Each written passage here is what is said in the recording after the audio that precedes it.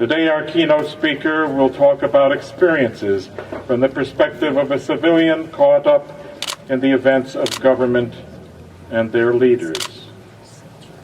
Marcelle Chase was born in the small town of Mons in the southwest corner of Belgium, very close to the French border. Mons has historical significance from World War I.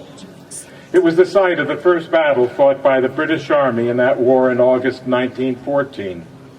Sadly, the British lost that two-day battle, which resulted in the occupation of Mons by the German forces until the town was liberated by the Canadian Corps.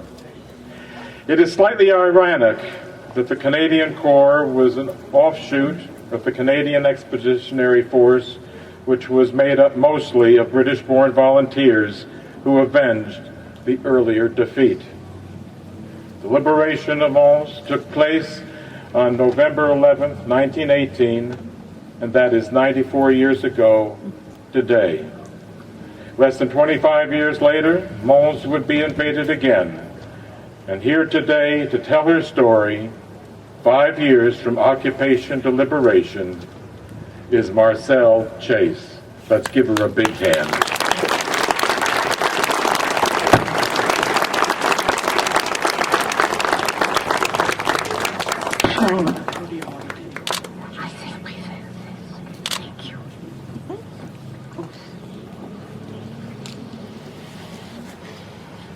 I hope you will forgive me if sometimes I get emotional. But anyway, thank you. Thank you.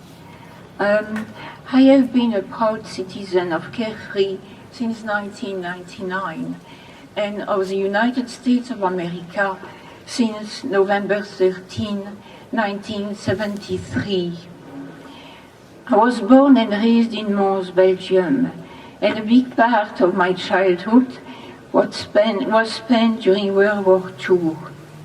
I do remember when something terrible was announced on the radio while we were eating lunch, something that made my parents stand up, go to each other, and embrace one another, my mother in tears. It was when Germany had invaded Belgium on the 10th of May, 1940. I was 5 then, and I was going to experience war. I remember vividly the bombardments we were submitted to afterward, day and night. Nights of terror that we spent in the basement of our house. I soon became claustrophobic. 2 of our neighbors, 2 older women, had perished in their basement. Their house had been completely demolished on top of them, and they drowned there, a water pipe having burst during the bombardment. One day, the basement where we were hiding shook so violently that we thought that the house had collapsed on us. We went back upstairs without any trouble. The house was still standing up, but when we looked outside, we noticed a giant crater in the middle of the crossroad in front of our house, and an exploded bomb had made its mark. We remained fearful until the bomb was very delicately removed. It had been a very close call. Before the war, my dad had been the director and editor-in-chief of a newspaper distributed in the province of which Mons is the capital.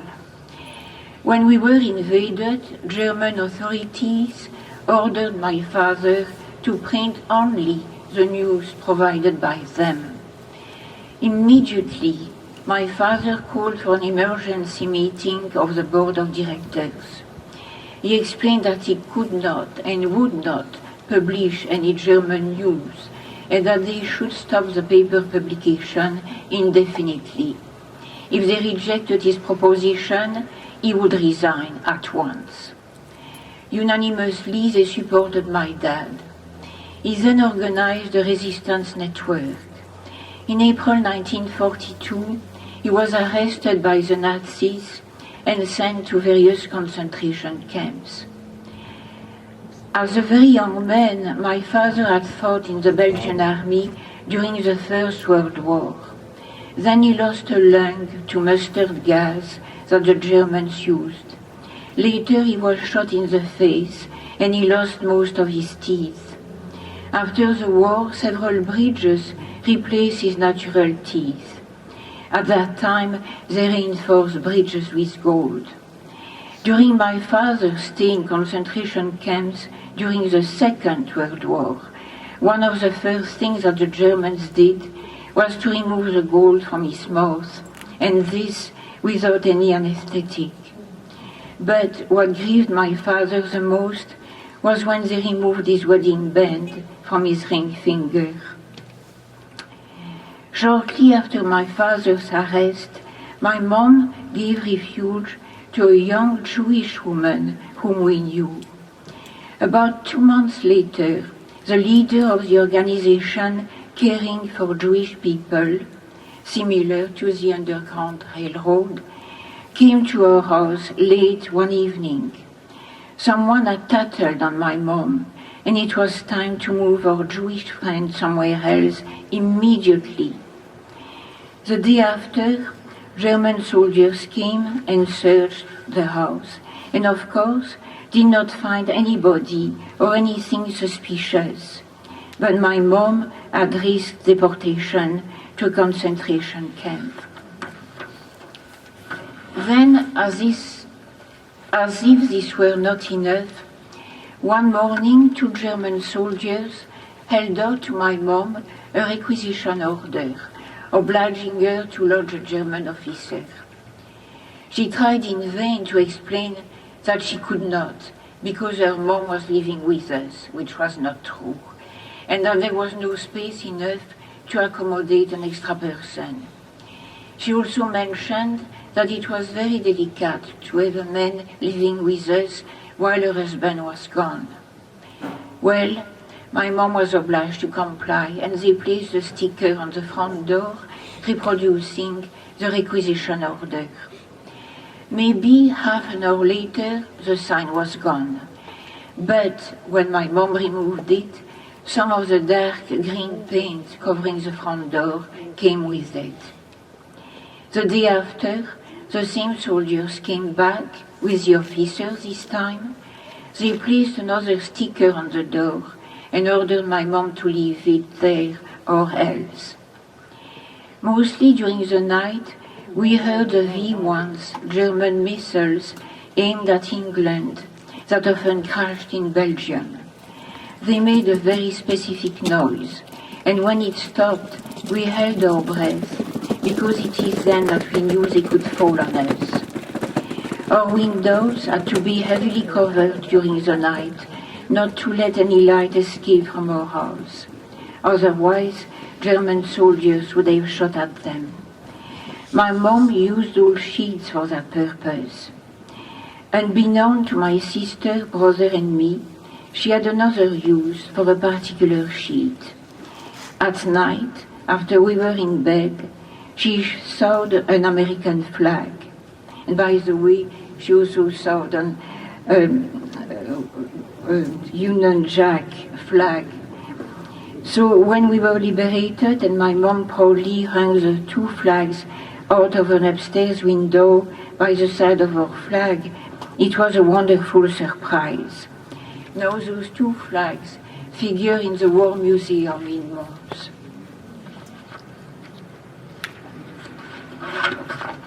Finally, on the 2nd of September 1944, we were liberated. A few days earlier, a friend warned my mom that there was going to be some heavy fighting in my hometown because the Americans were approaching. You can imagine our joy. So by foot, we traveled to my grandmother's house.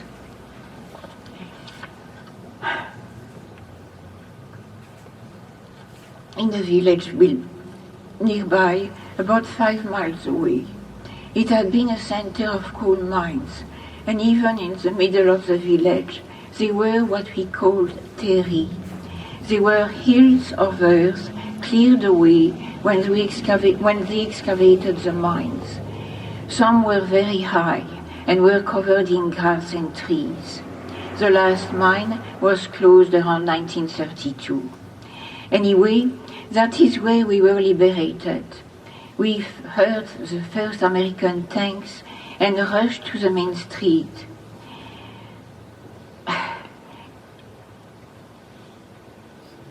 It is impossible to describe our happiness. It was a real hysteria. We were ecstatic.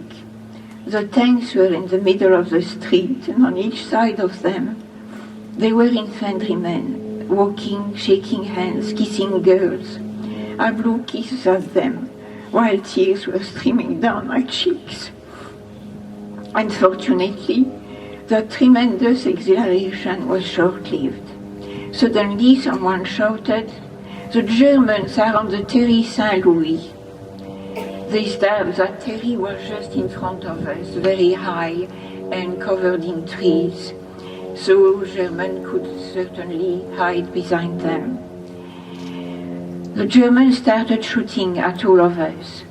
We civilians escaped into the basements of the houses along the street and to shelters while the Americans retaliated.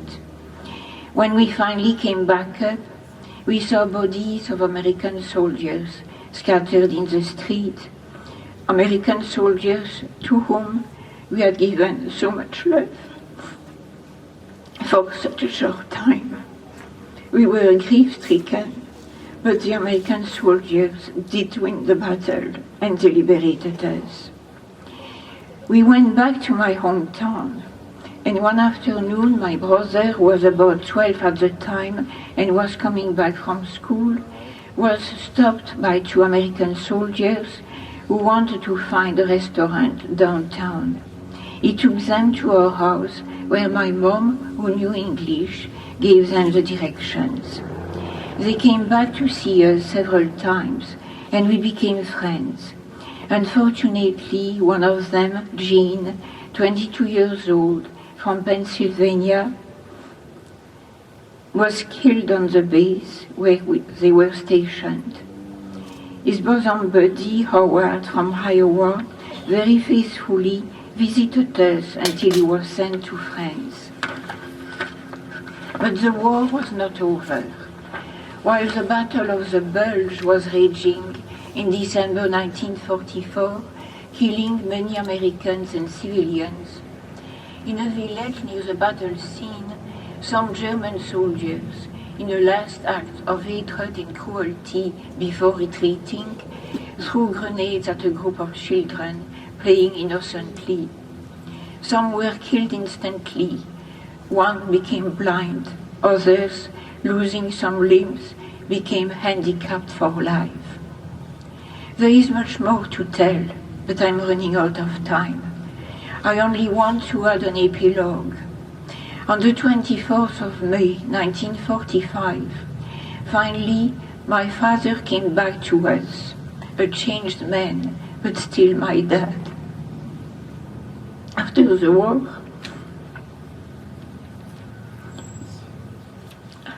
war, my mother and Howard stayed in touch through the years. One day in 1968, he came back to Europe with a friend, Jim, who became my husband in 1969. Sadly, Jim passed away in 2005. Howard is now living in Albuquerque. He is 92 years old. A few days ago, he wrote to me that life is good at 92 years. This was hard for me to do, but I wanted to write this to express my gratitude to all those young Americans who went all over the world to save us. So many of them died so far away from home, or were injured physically and mentally. I'll keep them in my heart until I die. Now, I want to thank specifically friends and one family member who are veterans of various wars in which our country was involved. Some are in the audience, some could not make it, but the ones in the audience, if you wouldn't mind to stand up so they could be recognized. And I thank you in advance. I thank you with all my heart, Howard, my dear friend. We have known each other since 1944. I thank you, Jean, my little friend. You died much too young, much too soon. You are now resting in an American cemetery in Belgium. I thank you, dear Tom Dawkins. Tom, my dear friend, you were in the Pacific during the Second World War. Tom, I salute you. I thank you, Mike Reinreder. I hope you could make it.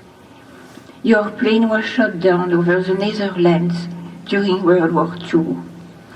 I thank you, Dr. Baker, the veterinarian of my dog, a veteran of the Vietnam War. And I thank you, Henrik, my son, a veteran of the war in Iraq. I miss you and salute you. Also, I want to thank my good friend Katie Wilkie for encouraging me to do this. Katie, you really carried me through this, and I thank you from all my heart. And your husband's moral support helped me tremendously. Finally, I thank Arthur Jimson, a Carefree councilman, for being so generous with his time and for guiding me through this presentation, suggesting that I add some more of my recollections. Thank you. Thank you.